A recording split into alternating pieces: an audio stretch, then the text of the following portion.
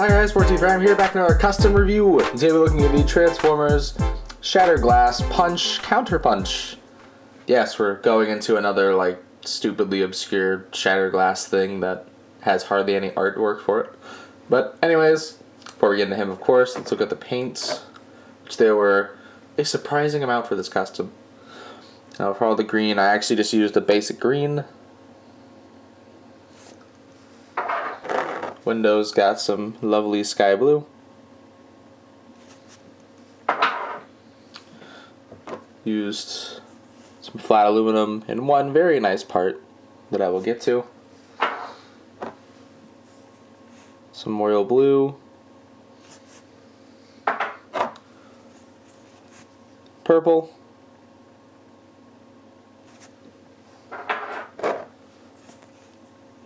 Red.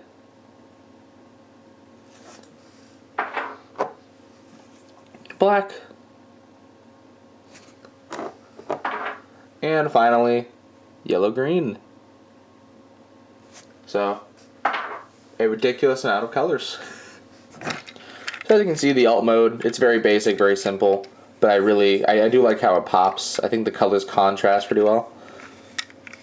I painted all the windows in a sky blue, which actually the taillight paints, and then the paint up here is just from the original figure. I didn't paint that in.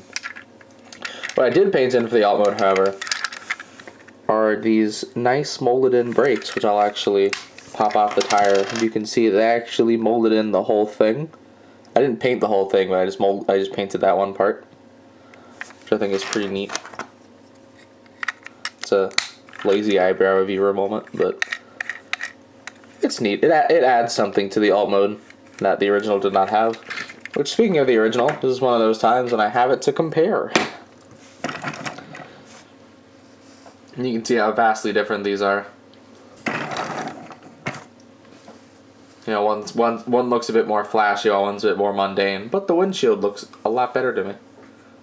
I just like painted windows, or just windows that aren't completely clear. It hides the robot kibble underneath, which is also nice.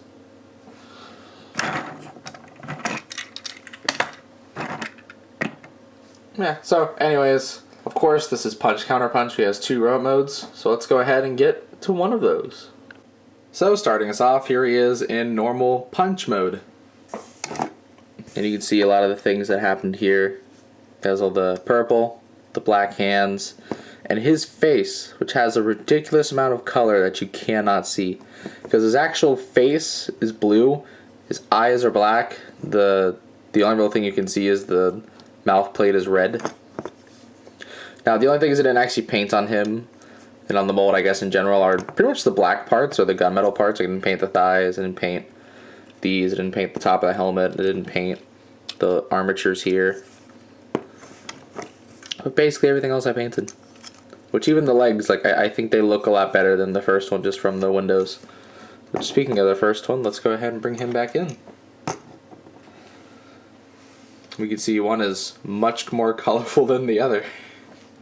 My camera is making that blue look way lighter than it should.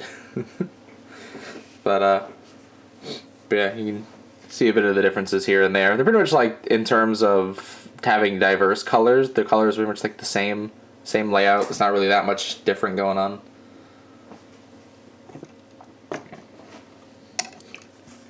Yeah, I still think this looks quite nice, which instead of doing a cutaway to counterpunch, since it'll only take like 2 seconds, let's just get to it. Let's flip out the hands. Flip around the shoulders very carefully, if you can. Put that down. Put this up, and bam, son, counterpunch. There we go.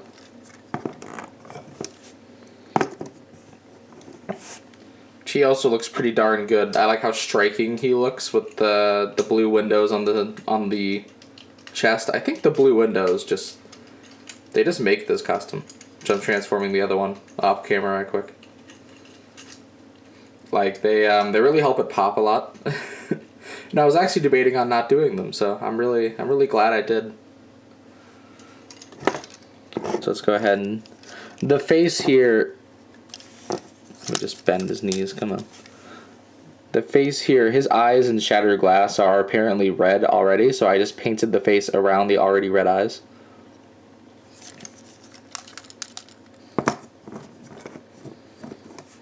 And now, just for that comparison, here he is with normal Counterpunch. Which, of course, this is like the best mode the figure has. Even though I really don't know which one I like more, because I really like Punch for this one. But also Counterpunch is pretty great. I think they both turned out really well for this custom, honestly. Like, there was a few things I debated on doing, but I decided just to keep it simple. Keep it classy. Which one of my friends sent me a Studio Series 86 Hot Rod gun that I just decided to use as his gun. Which I think fits. It looks nice.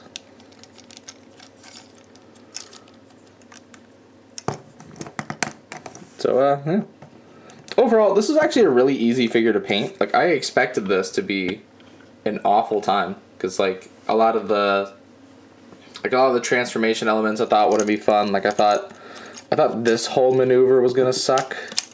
And then also how the legs, like, open up and clamshell in, like, close. I thought that was gonna be awful, but, like, no, there was no paint scratch, like, at all. It just worked.